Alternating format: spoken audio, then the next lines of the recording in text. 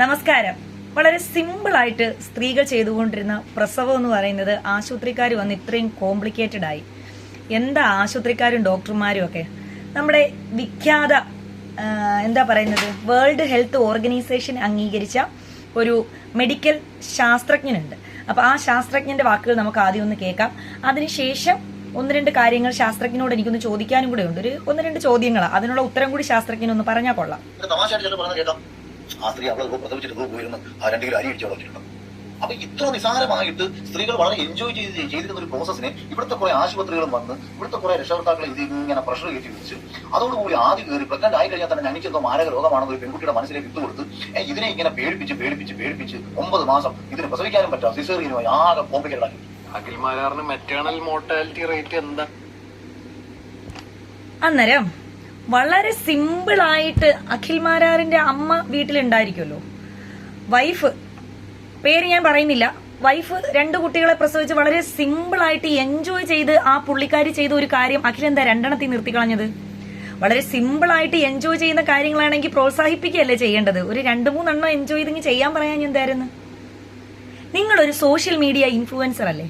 നിങ്ങളൊരു ജനപ്രതിനിധിയായി രംഗത്തേക്ക് വരാൻ താല്പര്യപ്പെട്ട് ഒരു ഇലക്ഷനിൽ മത്സരിച്ച വ്യക്തിയല്ലേ? ബോധം എന്ന് പറയുന്നത് തലയ്ക്കകത്ത് ആരെങ്കിലും ഉണ്ടോ? താമസമുണ്ടോ തലയ്ക്കകത്ത് ആള് താമസം? ഈ പ്രസവം എന്ന് പറയുന്നത് വളരെ സിമ്പിളായിട്ട് ചെയ്യാൻ പറ്റുന്ന ഒരു സാധനമാണോ? എനിക്ക് നിങ്ങളോട് 2 ചോദ്യങ്ങളാണ് ചോദിക്കാനുള്ളത്. താങ്കളെ പ്രസവിച്ചതിന് ശേഷം താങ്കളുടെ അമ്മ എത്ര ചാക്ക് അരി ഇടിച്ചു വെച്ച് കാണും?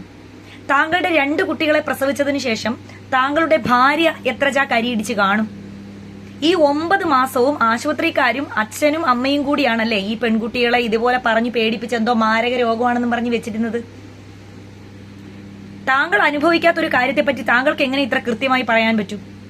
ഞാനൊരു ഡോക്ടറല്ല, എനിക്ക് മെഡിക്കൽ ഫീൽഡിനെ കുറിച്ച് ഒന്നും അറിയില്ല. നമ്മൾ അത്യാവശ്യം നമ്മൾ ഒന്ന് ട്രീറ്റ് ചെയ്യാൻ പോകുന്ന എന്തെങ്കിലും അസുഖങ്ങളെ കുറിച്ചൊക്കെ മാത്രമേ എനിക്കറിയുള്ളൂ. പക്ഷേ 2 കുഞ്ഞുങ്ങളെ പ്രസവിച്ച അനുഭവത്തിന്റെ വെളിച്ചത്തിൽ വേണമെങ്കിൽ എനിക്ക് കുറച്ച് കാര്യങ്ങൾ പറയാനായിട്ട് പറ്റും അഖിൽമാരോട്. അത്ര സുഖമൊന്നും അല്ല ഈ സുഖപ്രസവം എന്ന് പറയുന്നത്. ആ ലേബർ റൂമിൽ പോട്ടെ, ഞാൻ 24 വയസ്സിലാണ് എന്റെ മകനെ പ്രഗ്നന്റ് ആവുന്നത്. ഈ 24 വയസ്സ് വരെയും ഞാൻ അനുഭവിക്കാത്ത പല ശാരീരിക മാനസിക ബുദ്ധിമുട്ടുകളിലൂടെയാണ് ആ 9 മാസം ഞാൻ കടന്നു പോകുന്നത്. എന്നെ പോലെ തന്നെയാണ് അഖിലിനെ പ്രസവിച്ച അഖിലിന്റെ അമ്മയും അതുപോലെ അഖിലിന്റെ മുത്തശ്ശിയും മുതുമുത്തശ്ശിയും എത്ര തലമുറയിലെ അമ്മമാരുണ്ടോ അത്രയും അമ്മമാരും അനുഭവിച്ച് പ്രസവിച്ചിട്ടുണ്ടാവുക.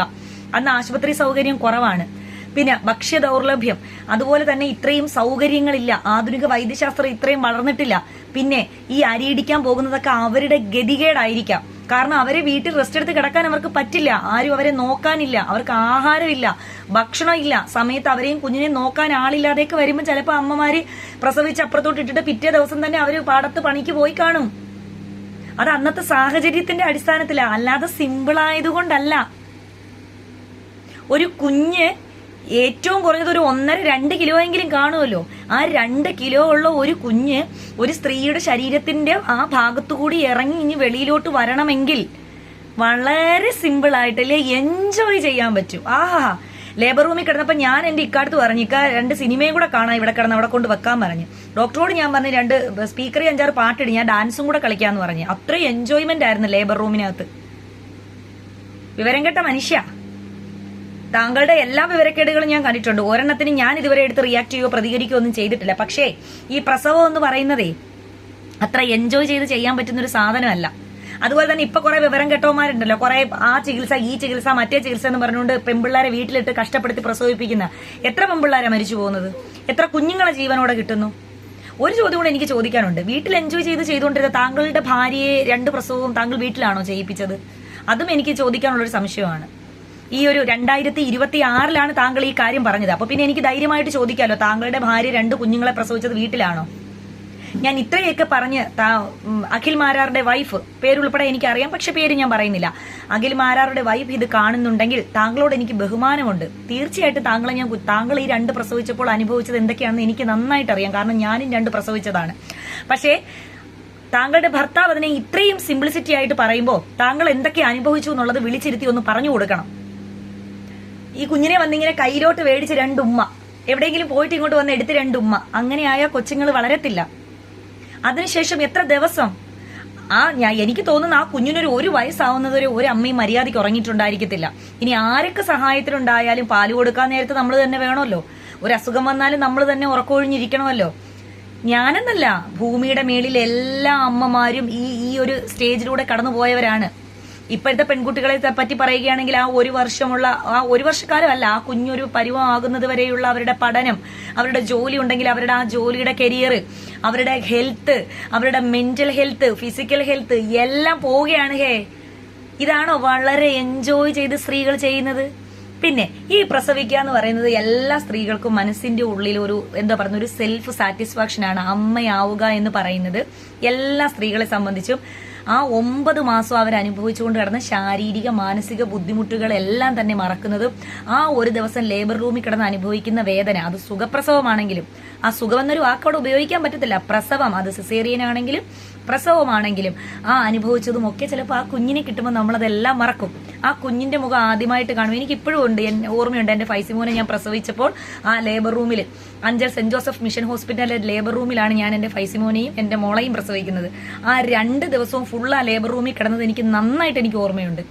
അവിടുത്തെ ഡോക്ടർ, അവിടുത്തെ സിസ്റ്റർമാര്, അവിടെ പഠിക്കുന്ന നഴ്സിംഗ് പഠിക്കുന്ന കുട്ടികളൊക്കെ എന്തോരം എന്നെ ഇതിനകത്ത് ഹെൽപ്പ്, കാരണം എനിക്ക് കുറച്ച് കോംപ്ലിക്കേഷൻ കൂടെ ഉണ്ടായിരുന്നു. 2 പേരെ ഞാൻ പ്രസവിക്കുകയാണ് ചെയ്തത്, സിസേറിയൻ അല്ല. വളരെ എൻജോയ് ചെയ്താ ഞാൻ ആ ലേബർ റൂമിനകത്ത് കിടന്നത്. ഇപ്പോഴും അവിടുത്തെ സിസ്റ്റർമാരൊന്നും എന്നെ മറക്കത്തില്ല. 12 വർഷം കഴിഞ്ഞ് ഞാൻ എന്റെ മകനെ പ്രസവിച്ചിട്ട് വളരെ എൻജോയ് ചെയ്തത് കൊണ്ടായിരിക്കാം ആ ആശുപത്രിയിലുള്ളവരൊന്നും എന്നെ മറക്കാത്തത്.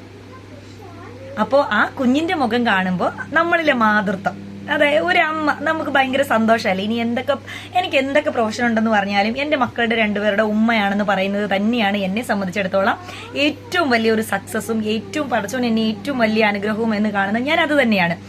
അതുകൊണ്ട് തന്നെ ആ കുഞ്ഞിന്റെ മുഖം കാണുമ്പോൾ നമ്മൾ അത് ഒക്കെ മറന്നുപോകും. അപ്പം അഖിൽ മാരാറോട് എനിക്ക് ഇത്രയൊക്കെ തന്നെ പറയാനുള്ളൂ. താങ്കൾ ഒരു സോഷ്യൽ മീഡിയ ഇൻഫ്ലുവൻസർ ആണ്. താങ്കളെ ലക്ഷക്കണക്കിന് ആൾക്കാർ ഫോളോ ചെയ്യുന്നുണ്ട്. താങ്കളുടെ വീഡിയോ ലക്ഷക്കണക്കിന് ആൾക്കാർ കാണുന്നുണ്ട്. ഈ വീഡിയോയൊക്കെ നിങ്ങൾ ഈ പറയുന്നത് കണ്ടിട്ട് ഇപ്പം ഏതെങ്കിലും വിവരം കെട്ടവന്മാര് സ്വന്തം ഭാര്യയോട് ഇത് വലിയ കാര്യമൊന്നുമില്ല, നീ എൻജോയ് ചെയ്ത് വീട്ടിൽ കിടന്നങ്ങ് പ്രസവിച്ചാൽ മതിയെന്നോ, അല്ലെങ്കിൽ ഈ 9 മാസവും വലിയ കുഴപ്പമൊന്നുമില്ല, ഇതൊക്കെ നിന്റെ അടവാണ്, അല്ലെങ്കിൽ ആശുപത്രിക്കാരുണ്ടാക്കി വെച്ചതാണെന്ന് പറഞ്ഞ് ആ പെൺകുട്ടിയെ ശാരീരികമായോ മാനസികമായോ പീഡിപ്പിക്കുകയും അതിന് വേണ്ട ചികിത്സയും പരിചരണവും വേണ്ട കെയറും അല്ലെങ്കിൽ മാനസിക ആരോഗ്യം ഉൾപ്പെടെ അതിന് കിട്ടാതിരിക്കുകയും ചെയ്താൽ അതിന്റെ ഉത്തരവാദി താങ്കളല്ലേ? താങ്കളെയൊക്കെ എങ്ങനെയാണ് സോഷ്യൽ മീഡിയ ഇൻഫ്ലുവൻസേഴ്സ് എന്ന് പറയുന്നത്? അങ്ങനത്തെ വിവരം കെട്ടവന്മാരുണ്ട്, ചിലരുടെ വാക്ക് കേട്ട് അതേപോലെ ചെയ്യുന്നവർ എനിക്കറിയാം. അതുകൊണ്ടാ പറയുന്നത്. അതുകൊണ്ട് ദയവായിട്ട് താങ്കൾ ഈ ഒരു പ്രസ്താവന സോഷ്യൽ മീഡിയയുടെ മുമ്പിൽ തന്നെ വന്നിരുന്ന് അത് താങ്കൾക്ക് പറ്റിപ്പോയ ഒരു തെറ്റാണെന്നോ അല്ലെങ്കിൽ ആ ഒരു സമയത്ത് വാവിട്ട് പറഞ്ഞു പോയതാണെന്നോ എന്തെങ്കിലും പറഞ്ഞ് താങ്കൾ ഈ ഒരു പ്രസ്താവന സ്ത്രീകൾ വളരെ എൻജോയ് ചെയ്ത് ഒരു കുഴപ്പവും ഇല്ലാതെ നടത്തിയതാണെന്നുള്ള ആ പ്രസ്താവന പിൻവലിക്കുമെന്ന് ഞാൻ താഴ്മയായി അപേക്ഷിക്കുന്നു. താങ്കൾ നല്ലൊരു മനുഷ്യനും നല്ലൊരു വ്യക്തിത്വത്തിനുടമയും 2 പെൺകുട്ടികളുടെ അച്ഛനും നിങ്ങൾക്ക് ഭാര്യയുണ്ട്, അമ്മയുണ്ട് ഒക്കെയല്ലേ? അപ്പോൾ നിങ്ങള് ഈ ഒരു പക്വത കൂടി കാണിക്കണമെന്ന് ഞാൻ വിനീതമായി അഭ്യർത്ഥിക്കുന്നു. ഇത്രയൊക്കെ തന്നെ എനിക്ക് പറയാനുള്ളൂ ഇതിനെക്കുറിച്ച്. പിന്നെ ഈ ഡെത്ത് റേറ്റും ഇതുമൊക്കെ ഒരുപാട് ഡോക്ടേഴ്സിന്റെ വീഡിയോ കണ്ടിട്ടുണ്ട്. അവരൊക്കെ അതിനകത്ത് ബാക്കി പ്രൊഫഷണൽ ആയിട്ടുള്ള കാര്യങ്ങൾ ഡീറ്റെയിൽഡ് ആയിട്ട് പറഞ്ഞിട്ടുണ്ട്. ഞാൻ അതിനകത്തോട്ടൊന്നും കടക്കുന്നില്ല കേട്ടോ. Thank you.